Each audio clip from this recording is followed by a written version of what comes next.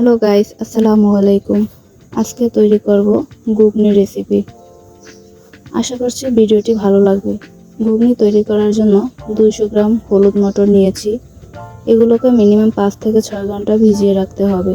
যদি ওভারনাইটে ভিজিয়ে রাখা হয় তাহলে সব থেকে বেশি ভালো হয়, তবে সময় কম থাকলে 4 থেকে 5 ঘন্টা ভিজিয়ে রাখলেও কোনো সমস্যা নেই। আমি মটরগুলোকে 4 থেকে 5 ঘন্টা পর্যন্ত ভিজিয়ে রেখেছি। এরপর একটি প্রেসার কুকারে সিদ্ধ করতে দিয়েছি, তাই এখানে দেড় কর পরিমাণে পানি অ্যাড করে দিয়েছি, যাতে করে খুব সুন্দরভাবে সিদ্ধ হয় আর বেশি পানি না থাকে। আর এখানে অ্যাড করে দিয়েছি সামান্য পরিমাণ হলুদের গুঁড়ো এবং পরিমাণ মতো লবণ। ঘুগনি রান্না করার জন্য এদিকে আমি কেটে নিচ্ছি 2টি মাঝারি সাইজের আলু। যেহেতু আমি 200 গ্রাম পরিমাণ মটর নিয়েছি, সেহেতু আমার 2টি আলুতে যথেষ্ট। আর আলুগুলোকে একটি ছুরির মাধ্যমে পিস পিস করে কেটে নিচ্ছি, যাতে করে খুব সহজেই সিদ্ধ হয়ে যায়। আর একটা কথা বলে রাখি, যেহেতু আমি গ্রামে থাকি তাই পাশের অন্যান্য সাউন্ড অ্যাভয়েড করবেন। এদিকে 2টি সিটি দেওয়ার পর দেখতে পাচ্ছি আমার মটর সিদ্ধ হয়ে গেছে, তাই চুলা থেকে নামিয়ে আরেকটি ননস্টিকের প্যান বসিয়ে দিয়েছি। তাতে কাঁচা ধনিয়া ও 2 থেকে 3টি শুকনো মরিচ অ্যাড করে দিয়েছি। শুকনো মরিচগুলোকে সুন্দরভাবে ভেজে নিচ্ছি।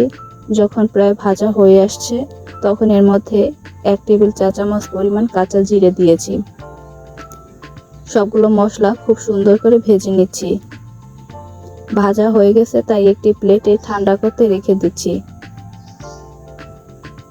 এখন আবারও ননস্টিকের প্যানটা বসিয়ে দিয়েছি আর এর মধ্যে দিয়ে দিয়েছি সাদা সয়াবিন তেল। আপনারা চাইলে ঘুগনি রান্না করার জন্য সরিষার তেলও অ্যাড করে নিতে পারেন। আর দিয়ে দিচ্ছি কুচি করা পেঁয়াজ এবং আগে থেকে কাটা আলুর পিসগুলো পেঁয়াজের সাথে ভেজে নিচ্ছি, যাতে করে ঘুগনি তৈরি করার আগে আগে খুব সুন্দরভাবে পারফেক্ট গলে যায় আলুর পিসগুলো।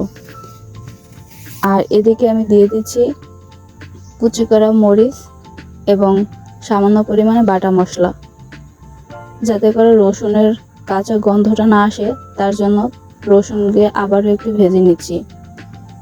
আর সুন্দর কালারফুল তৈরি করার জন্য অ্যাড করে দিচ্ছি কুচি করা টমেটো দিলে এর কালারটা খুব সুন্দর আসে। এখন আমি এর মধ্যে সামান্য পরিমাণে পানি অ্যাড করে দিচ্ছি, যাতে করে মশলাগুলো পুড়ে না যায়। পরপর করে সব ধরনের মশলা দিয়ে দিচ্ছি, যেমন 1 চামচ দিয়েছি হলুদের গুঁড়ো, 1.5 চামচ দিয়েছি লাল মরিচের গুঁড়ো, দিয়ে দিচ্ছি পরিমাণ মতো লবণ, 1 চামচ পরিমাণ জিরা ও ধনিয়া গুঁড়ো, আর দিচ্ছি গরম মশলার গুঁড়ো। এখানে চাইলে আপনারা আস্তা গরম মশলা ব্যবহার করতে পারেন। মশলাটা খুব সুন্দরভাবে কষিয়ে নিয়েছি। আর এখন দিয়ে দিচ্ছি সিদ্ধ করা হলুদ মটরটাকেও খুব সুন্দরভাবে কষিয়ে নিতে হবে। প্রায় 3 থেকে 4 মিনিট পর্যন্ত আমি মটরগুলোকে কষিয়ে নিচ্ছি। যখন একটু কষানো হয়ে গেছে, অর্থাৎ কড়াইয়ে লেগে লেগে আসছে, তখন এর মধ্যে পরিমাণ মতো পানি অ্যাড করে দিচ্ছি। এভাবে এখন চুলার মিডিয়াম আঁচে রেখে দিচ্ছি প্রায় 5 থেকে 6 মিনিটের মতো। কিছুক্ষণ পরে লক্ষ্য করা যাবে এভাবে সুন্দর কালারফুল হয়ে আসছে। আরও অ্যাড করে দিচ্ছি ভেজে রাখা মশলাগুলো। দেখতেই পাচ্ছেন কতটা কালারফুল আসছে, কতটা দেখতে সুন্দর হয়েছে। ফাইনালি ঘুগনি পরিবেশন করার জন্য আমি এখানে কয়েক প্রকার মশলা নিয়েছি লেবু, নিয়েছি তেঁতুলের টক, আরও নিয়েছি ধনিয়া পাতা, ম্যাজিক মশলা, পেঁয়াজ কুচি, কাঁচামরিচ কুচি এবং চানাচুর। এখন ঘুগনির ডাল একটি বাটিতে নিয়েছি আর পরপর করে সবগুলো মশলা এর মধ্যে দিয়ে দিচ্ছি।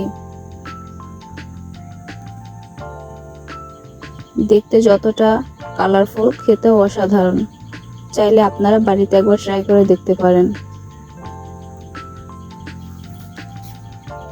তো আজকের ভিডিওটি এ পর্যন্তই। দেখা হচ্ছে নেক্সট ভিডিওতে। ততক্ষণ পর্যন্ত ভালো থাকবেন, সুস্থ থাকবেন।